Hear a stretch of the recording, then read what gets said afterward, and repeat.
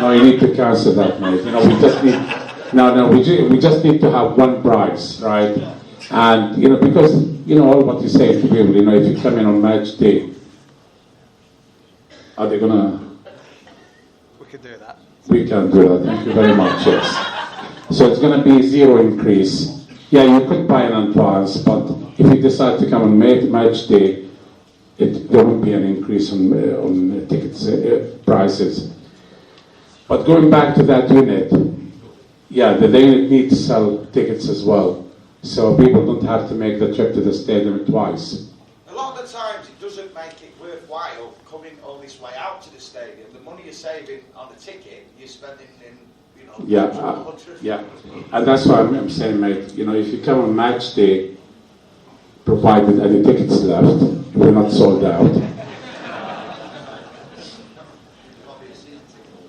Right, but talking about tickets and the need to market the club, I've agreed with our neighbours, Lee Centurions, and you need to work with everybody.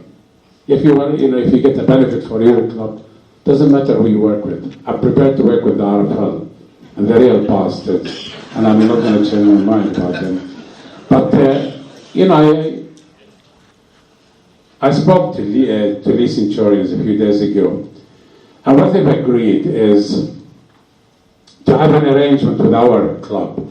For example, our season ticket holders could go and watch, you know, any of their games, excluding when we play each other, for 50% discount. You get 50% discount. And likewise, their season ticket holders could come to our place for that kind of discount. Now, I've made that offer as well. Or I'm making that offer. Has it gone to them yet? No? Yes, no? Sale Sharks. All of a sudden, I love rugby union. And by listening, it brings us a few hundred people more every game. Why not? And that's what I'm saying to you. This year, I'm different. I'll work with them, right? Or Darafal or Leo, anybody. Marwan, do we have a database of fans with that their details on? Because I know, for example, over the course of the 3 seasons, I brought a few of my mates to probably been to 15 games over the course of the season. They don't get content. I know they've been to Warrington away once, Huddersfield away once, and they still receive text messages to this day. You know. Mate, our databases are shit, right? And it's something, you know, it's lucky, you know, even if we have to start from scratch, right? We need to start building proper databases. I'm genuinely expecting between 8 and 10,000 people. Mark, you know, you've got a target of 2,000 people to deliver for the first game. Mark's from the foundation, by the way. And we need to be collecting addresses, database, you know, mobile numbers, email addresses, whatever details, so you could receive updates all the time. So if it means that we have to start from scratch, we will start from scratch, but we'll do things properly from now on. Sorry, you. Are all the fixtures this season written in stone? Because obviously Man United don't own some games, Man City, I know, unfortunately it shouldn't happen like that, but people do prefer to go and watch the football. Mate, you try to accommodate. First of all, you know, the majority of fans wanted games on Sundays, right? Because kids involved and so on. Okay, we're going to lose some of our corporate clients, but I think last year fans voted with their feet by not turning up on Fridays as much as Sundays. So we went ahead with, you know, Sunday fixtures. I think apart from 2 Saturdays, which is for when we play a weekend, for example, we couldn't play on the Sunday because we are playing Huddersfield on the Thursday. So we had to bring the match forward by one day on the Saturday. But having said this, somebody said to me, well, United playing at 3 o'clock, which I accept. And although the fixture says at 3 o'clock, TBC, to be confirmed. To be confirmed. So I'd like to wait and see when United are likely to play. And if it stays at 3 p.m., then we'll move our fixture to 6:30 or 7 o'clock to allow fans to go to United if they want to, which I don't understand what the bloody hell they want to go. They come to us. So we'll try to be as flexible as possible. By the end of the day, you just can't help, try to find the perfect solution every time. And there will be times in which you will have clashes. Yes, sir. Departure Tim Sheens, is there any changes to the coaching staff? Obviously not included in, but is there any additions or any movement? And I really have to wait for Ian to come back. Ian is on a holiday in Dubai now. When he comes back, I'm going to sit with him, and I'm going to ask him the question, does he need any help? Because I don't want to bring in people for the sake, bringing them to replace Tim Sheens, etc. And if Ian Watson and his coaching team do require the extra help, the funds are there to help him and to bring in extra more people. But it's something, as the management of this club will sit with Ian maybe in a week or two, and we'll make that decision. Have any of the coaching staff gone with Tim? Sorry? Have any of your coaching staff gone with Tim Sheens to Hull? To play the championship, you mean? Or to coach in the championship? No, mate. No. Have you heard of Tim Sheens? Oh. Yes, sir. Oh, I'm going back to Darren's point about database. Roger Drayton was quoted last week, Chief Executive of Warrington. Yeah. That they've got a database of 50,000. Who has?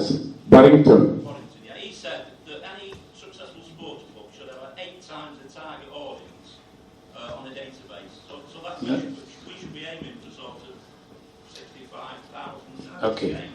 Yeah? Come November, December and January, you will see me with my family in the Lowry outlet, handing out leaflets, inviting people to games here. But at the back of that leaflet, it will also invite people to write their contact details so they could be invited.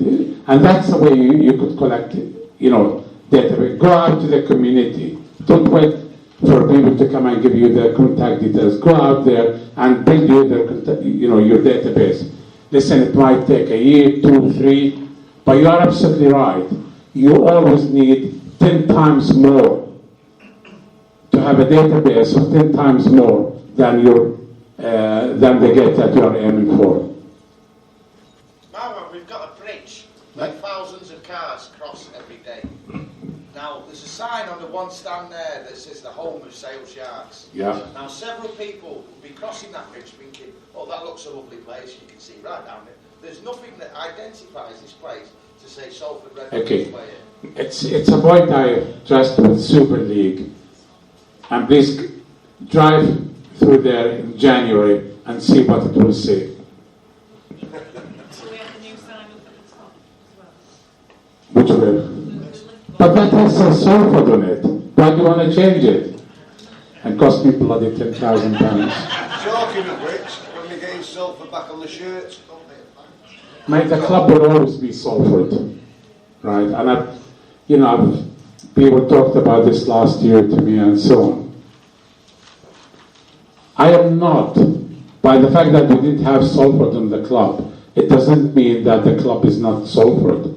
The club will always be Salford. But we need to expand into Manchester and other areas. And I need to go there with the brand, the Red Devils of rugby or, and so on, without isolating, your market by branding it into one particular area. I need to reach wider audience. But the club will never be the Manchester Red Devils. It's the Salford Red Devils, whether it's written on it or not. If there was a space on the shirt this year, I intended to use the word, we are Salford. Just the fact that you didn't have it on the logo, etc. The logo is our brand, and it's the Red Devils. But that's a Salford Red Devils. Now, going back to fixtures, like the Thursday night games, Sky should be made about Salford and Wigan, or Salford and Warrington. Not Oldham Salford, where people can't travel there. The motorway is jammed up as it is. So the Thursday and Friday night games, the Rugby League, should say you have local derbies on a Thursday night. But mate, it's sometimes it's not our decision. It's not even the RFL's decision. Sky call all the shots, and it's 7 years shots. well, this is the reality of where we are now. They call all the shots, and believe me, I had to call in a few favors to get our game, the first game, Wigan, to not be on television. Yes, sir. You talked about a database and only one of them. Very simple. Can I ask the chief executive? Is that the chief executive? Right. I'll answer you. Go on. Is there a very simple way we can send you a dozen email addresses into the club and put somebody start the database? Right. Okay. Doesn't seem hard. Yeah. Yes, you can. Well, Which email? yeah, we'll put something on the website tomorrow, an address to send it to. Right. So we'll put a date. No, we're not going to do it tomorrow. Sorry, Ross. Right, because I love marketing myself, and I looked at the quality of our website, and bloody rubbish. Right, our website needs redoing. Right, and we could all wait. Listen, my immediate aim is whoever had a season ticket with us last year is to bring them back. And if they can attract new fans, bring them. Let's do that before the end of November. In November, I want to try to redo the website, have an app where it's easy for people to buy tickets and season tickets, so that in December and January, when we are on the road marketing the club, people could find an easy way of buying. People who wants to join our mailing list should be on the website. You go there, put your email address, and straight away you are on our mailing list. Even better than that, I can give you a dozen now. So people who I bring along who are interested. Who want to take that out. Fantastic, mate. If you want to write the list now, I'll take it from you now. And it would be much appreciated. Listen, guys like you that we need in order to increase our mailing list.